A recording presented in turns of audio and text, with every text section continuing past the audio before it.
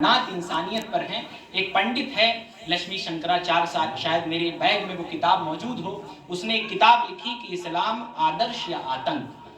वो शख्स था जिसने पहले एक किताब लिखी थी, the terrorism history of Islam, इस्लाम का आतंकी इतिहास। उसने कहा था कि हिंदू महासभा के द्वारा कुछ पर्चे बांटे गए थे जिसमें 24 या 26 आयातें जिहाद जिक्र की गई थी और उन आयतों का कटा पिटा तर्जुमा लोगों के सामने पेश किया जा रहा था। और आपको अपने सर पर हाथ मारना चाहिए कि वो पर्चे आज भी बांटे जाते हैं।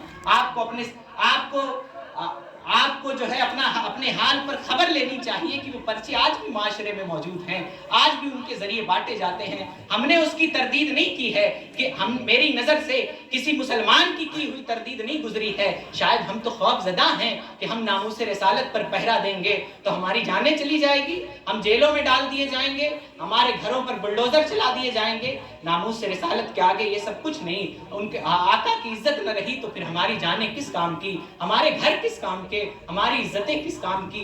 बहरहाल उस लक्ष्मी शंकराचार्य ने वो पर्चा पढ़ा और पढ़ने के बाद वो कहता है कि जहां कहीं भी बम धमाके होते थे, जहां भी बच्चियों को मारा जाता था, मैं ये समझता था कि ये मुसलमानों का काम है, क्योंकि उस पर्चे में कुरान को ऐसे ही पेश किया गया था, कुरान को गलत तरीके से पेश किया गया था। उसने पूरी किताब लिखी, इस्लाम का आतंकी इतिहास। वो इस्लाम को आतंकवाद समझता था। फिर उसके बाद किसी मौलाना से मिला और फतेह मोहम्मद जालंधरी का उसने तर्जुमा पढ़ा, और तो उसने बताया उस मौलाना ने कि कुरान की जो आयतें उतरी हैं वो सब किसी न नबी अलैहिस्सलाम के जिंदगी के किसी न किसी गोशे में उतरी है। तो ऐसा करो, तुम पहले सीरत का मुताला करो, देखो अल्लाह ने लड़ने का हुक्म कब दिया है, जिहाद करने का हुक्म कब दिया है, तब तुम्हें कुरान समझ में आएगा।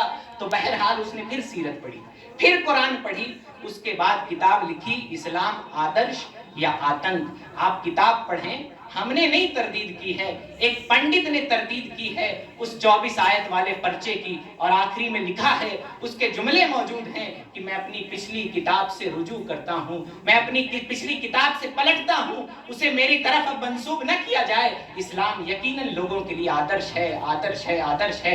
इस्लाम लोगों के लिए आइडियल है, बेहतरीन नमूना है। लेकिन अफसोस का मकाम, जब उससे पूछा गया कि आप बहक कैसे गए, आपने इस्लाम को आतंक कैसे समझ लिया, तो उसने एक जुमला कहा था कि शायद मुसलमान इस्लाम को पेश करने में नाकाम हो गए, मेरे सामने पेश करने में नाकाम हो गए। और उनका जो सबसे बड़ा पंडित है वो आज भी उन 24 आयत वाले पर्चे की तायीद करता है। उसने लिखा है कि वो मेरा उस्ताद है, वो मेरा गुरु है, लेकिन शायद उससे भी यही गलती हुई है। उसने भी उन्हीं मुसलमानों को सुना है जो इस्लाम को गलत तरीके से पेश करते हैं। जिहाद दीन इस्लाम का जुज है, जिहाद ये दीन इस्लाम का मुसल्लमा हिस्सा है, इसे दीन इस्लाम से अलग नहीं किया जा सकता। लोग ये ना समझे कि हम आपके डर से जिहाद का नाम नहीं लेंगे। जिहाद दीन इस्लाम का हिस्सा है, जिहाद का हुक्म अल्लाह ताला ने जरूर दिया, लेकिन कुरान की आयतें पढ़िए, अल्लाह कहता है उनसे जिहाद करो, और अगर वो तुमसे लड़ते हो तो उनसे लड़ो, लेकिन अल्लाह से डरते रहो। क्या दुनिया की कोई कौम मैदान जंग में भी अल्लाह से डरने का हुक्म देती है?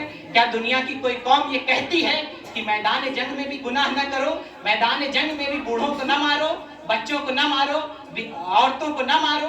लेकिन दीन इस्लाम ने वहां भी कहा कि हद से न बढ़ना, तुम अल्लाह से डरने वाले रहना। तो बहरहाल ये मेरा मौजू और टॉपिक नहीं है, बताने का मकसद ये है कि दीन इस्लाम की गलत तर्जुमानी से आज लोग दीन इस्लाम से दूर हैं। तो ज़रूरत है कि इन मामलात पर संगोष्ठियाँ की जाए। मुसलमानों के पैसे मुशायरे में जा रहे हैं, रात रात भर के मुशायरे हो रहे हैं, उन्हें ये तौफीक नहीं है कि नबी अलैहिस्सलाम की सीरत पर वो उलमाए किराम को बैठाया जाए। बातें हों कि आखिर क्यों आज इस्लाम को आतंकवाद से तशबीह दी जाती है, क्यों जहाँ टोपी नजर आती है वहीं जिहाद नजर आता है, क्यों आज टीवी चैनलों पर टोपी जिहाद, निकाह जिहाद, औरत जिहाद, हिजाब जिहाद, सब जिहाद हो गया। लेकिन हमने जिहाद की सही तर्जुमानी नहीं की है, ये हमारी सबसे बड़ी कमी है। तो बहरहाल इस किताब में अल्लाह पाक के आखिरी नबी होने पर खत्म नबूवत का अकीदा क्या है, हम बेहतरीन माशरा कैसे बना सकते हैं, नबी अलैहिस्सलाम की सीरत, उनकी अखलाक व आदात, नबी अलैहिस्सलाम के दिन रात, नबी अलैहिस्सलाम की बेटियों की सीरत, बीवियों की सीरत, और इसके अलावा भी दीगर तमाम चीज़ें मौजूद है। उलमाए किराम ने एक और बात कही थी, बड़ी मुसल्लम बात है। उलमाए किराम ने फरमाया कि आज हम आपस में एक दूसरे से हसद करते हैं, रश्क करते हैं, एक दूसरे हसद करना तो जायज नहीं है, लेकिन रश्क करना जायज है कि आप ये ख्वाहिश ना कीजिए कि फलाने के पास पैसा है तो उससे पैसा छीन जाए। आप ये ख्वाहिश कीजिए अल्लाह मुझे भी पैसा दे दे, अल्लाह के खजाने में कोई कमी नहीं है, तो रश्क करना ये जायज है। लेकिन उलमा ने इसमें भी बाउंड्री खींच दी और कहा दुनिया के हर इंसान पर रश्क नहीं किया जाता, रश्क दो ही अशखास पर किया जा सकता है। एक तो वो आलिम जो इल्म दीन हासिल करके लोगों को इल्म सिखाता है, रश्क उस पर करो। दूसरा वो मालदार जो पैसा होते उसके पास अल्लाह ने उसे पैसा दिया